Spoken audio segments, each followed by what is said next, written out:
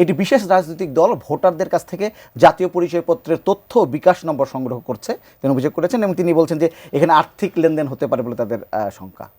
এটা তো ওনার শঙ্কা, উনি প্রমাণ নাই, প্রমাণ তো আমাদের কাছে আছে।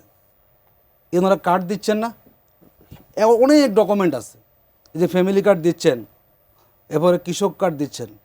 আরেকটা বাংলাদেশের দাসত্ব তৈরি করেছে ওনারা এখানে। এটা রাজনৈতিক দাসত্ব, নেতার দ্বারে ঘুরবেন, আর হেল্প করবে সরকার, নেতাগণ সেখানে সহযোগিতা করবেন।